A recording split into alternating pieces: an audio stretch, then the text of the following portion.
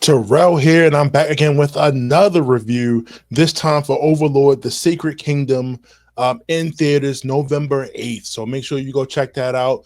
I had the opportunity to watch this movie, and big shout out to Crunchyroll for providing that. Definitely appreciate it. This was a blast. This was definitely entertaining. As somebody that didn't have like too much knowledge of Overlord going into this, I wasn't really sure what to expect, but I'm gonna go ahead and talk about it right now.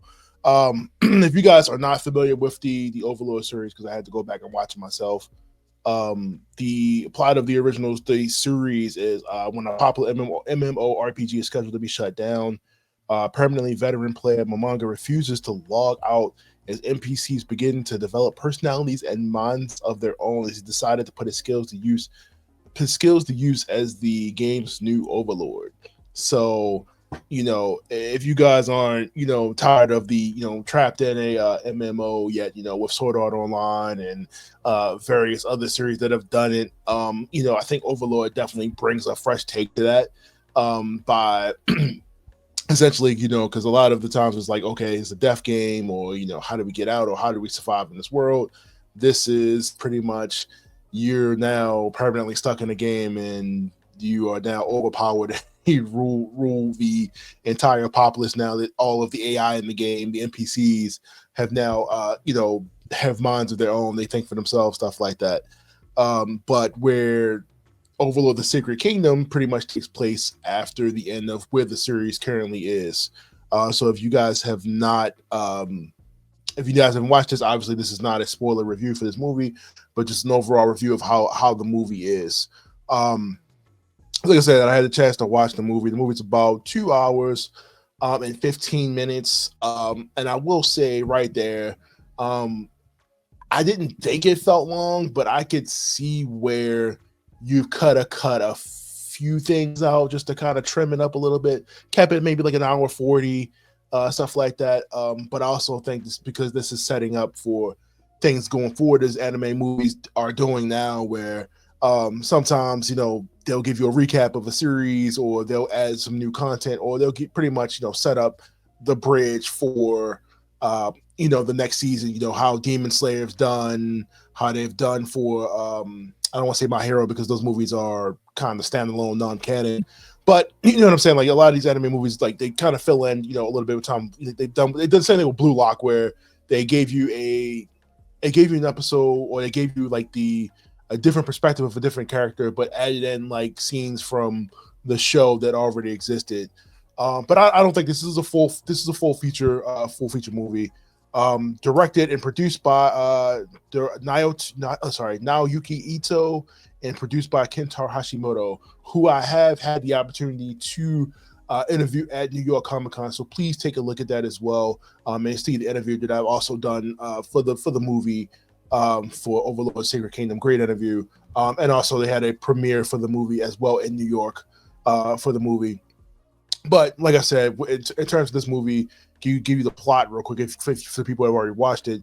Momonga, now known as the Sorcerer King, Ains make sure I get that right, rallies the Sorcerer Kingdom and its undead army to join the fight alongside the Sacred Kingdom and the Slane Theocracy, in hopes of defeat the Demon Emperor Jaldabaoth. The names I've always tried to get right, because they say it. I'm like, how do you pronounce that? So I will say one big thing about this movie, is this movie is more so told from the character standpoint of the character Naya, played by Yoshino Ayama, and of course Ains is played by Satoshi Hino. This movie is more so the ball is handed in her court, versus like we already kind of have Ain's story to a certain extent, so we already know where it's going, but we kind of get a different perspective of a different character, and seeing them come up, because obviously the character that we see with Ains, he's like essentially OP, he's like super overpowered, and pretty much no task, but we kind of see more of a struggle through like this side character here, who is allowed to kind of level up and grow and kind of handle the situation himself, instead of him just jumping in to solve the problem, which is one of the things I really like. Of course, Madhouse Studio, who worked on the the original series came back to do the movie. And I could definitely see where the money is in this movie. In this movie, like I said, I mean, they had a lot more time to clean stuff up.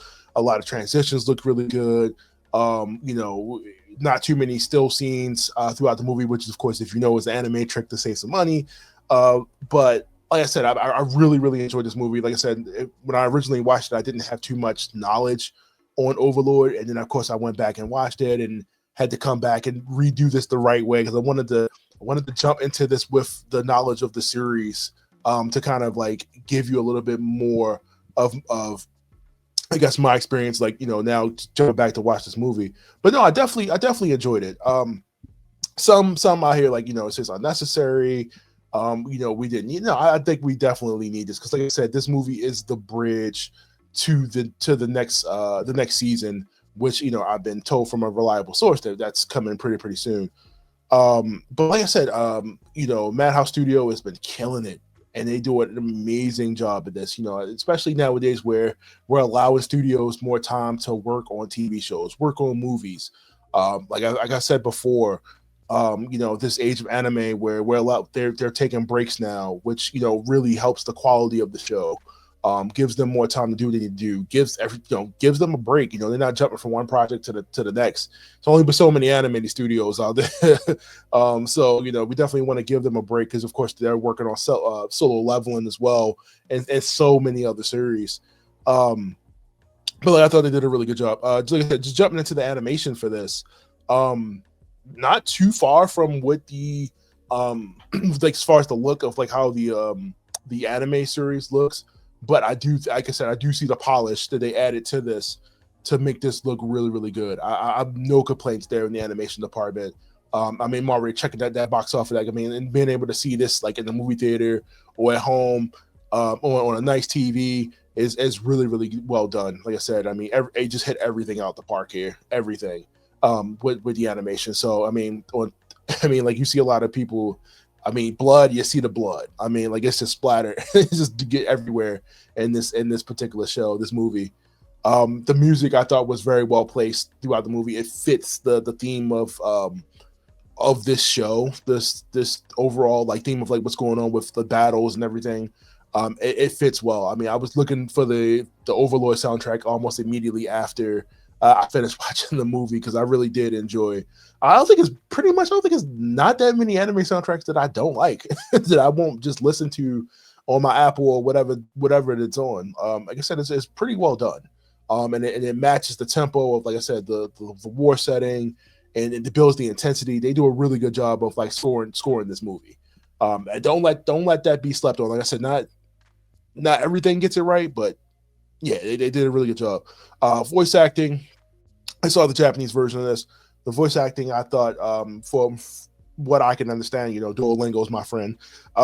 Just really amazing. I mean, like I said, I know a lot of people say, you know, they watch, you know, the dub or whatever, but like I said, the OG, the subtitle version of this coming through the gate, and you can hear the range in the characters. I can still feel the emotion through the you know, the projection of the voices.